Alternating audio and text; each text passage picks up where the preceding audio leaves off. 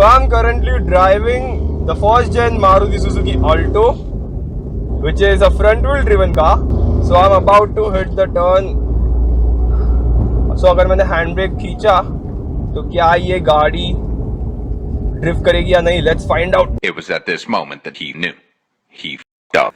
And I'm back to your brains with all the graphs, numbers and the dynamics of the vehicle to ruin the concept of drifting.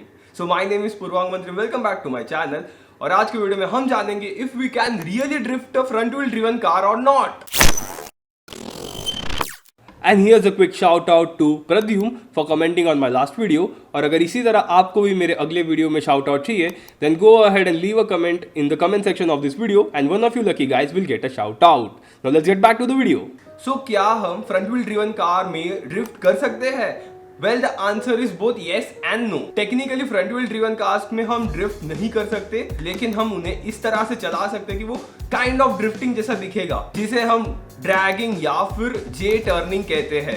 Drifting is the art of driving the car sideways. So drifting is the result of oversteering. Now what the hell is oversteering? गाड़ी चलाते वक्त दो conditions arise हो सकती है, अंडरस्टीयरिंग and ओवरस्टीयरिंग. अंडरस्टीयरिंग वो condition है कि जहां कॉर्नर को टैकल करने के लिए आपने गाड़ी को टर्न तो किया, लेकिन वो पूरी तरह से टर्न नहीं होती and it goes slightly off the track. While oversteering ये कंडीशन है कि जहां पे आपने कॉर्नर को टैकल करने के लिए गाड़ी के स्टीयरिंग पे ज्यादा इनपुट दे दिया और इसकी वजह से कार का रियर एंड बाहर चला आता है. और ये अंडरस्टीयर और ओवरस्टीयर कंडीशंस अराइज होती है because of the slip angle. हमारे गाड़ी के व्हील्स उस डायरेक्शन में नहीं चलते जहां पे उनको पॉइंट किया जाता है. They are always deflected from their path. और ये जो डिफरेंस होता है between where the tyre is pointing and where it is actually going is known as the slip angle. और जब फ्रंट व्हील्स का स्लिप एंगल ज्यादा होता है compare to the slip angle of the rear wheels, तब गाड़ी understeer होगी.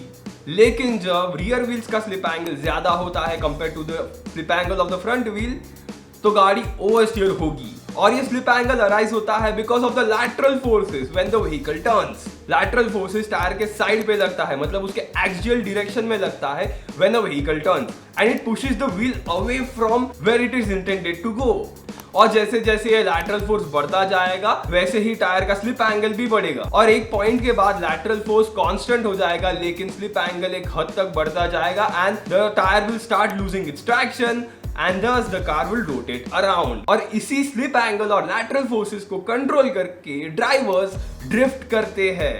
और ड्रिफ्ट करते वक्त ड्राइवर्स को सिर्फ दो बातों पे ध्यान रखना पड़ता है. To keep pressing the accelerator pedal so that it increases the lateral forces on the rear wheels and thus it increases the slip angle, and to counter steer so that the car keeps moving sideways, and this ends up into drifting. And this is only possible in rear wheel driven cars because rear wheel driven cars में engine का सारा power rear wheels को drive करता है, and drivers can maintain the slip angle of the rear wheels by controlling the accelerator pedal. और drifting front wheel driven cars में possible नहीं होगी. Why you might ask? So front wheel driven cars में engine का सारा power front wheels को ही मिलेगा, and to get your front wheel driven car to drift, उसके पीछे के wheels का slip angle high होना चाहिए, जिसे हम हैंड ब्रेक खींच के बढ़ा सकते हैं and get the rear end of the car out. So at this point rear wheels पे traction कम होगा और उसका slip angle high होगा compared to the front wheels. And just because front wheels का slip angle कम है, it has more traction compared to the rear wheels. और अगर आपने ऐसे टाइम पे accelerator pedal दबाया, then the front wheels will pull the car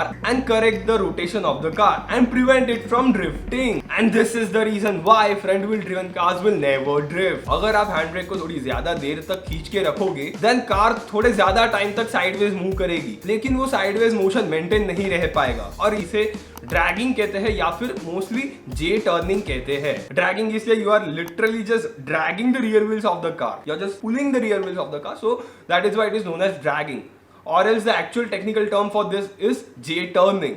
हाँ, मजा आता है इसी तरह व्हीकल डायनेमिक्स के टॉपिक को प्रैक्टिकली समझने में. इधर वे अगर आपको इंजन्स के बारे में जानना है, then you should check out my e-book engine in the nutshell. Purchasing that e-book will in turn support my channel. So go ahead and check out my ebook. The link is in the description box below. Now I have covered almost everything about drifting. अगर मैंने कुछ miss out कर दिया हो या फिर आपको कुछ डाउट हो, then please let me know in the comment section below. Also ये वीडियो आपको कैसा लगा ये भी आप मुझे कमेंट सेक्शन में लिख के बता सकते हो. Other than this don't forget to like और डिसलाइक दिस वीडियो. एंड आपको नेक्स्ट वीडियो को थोड़ा हिंट दे देता हूँ. I think we will be talking about CVT, continuous variable transmission. तो उसके लिए आप यहाँ पे क्लिक करके सब्सक्राइब करें तब तक अब यहाँ क्लिक करके मेरे दूसरे वीडियोस देख सकते हो।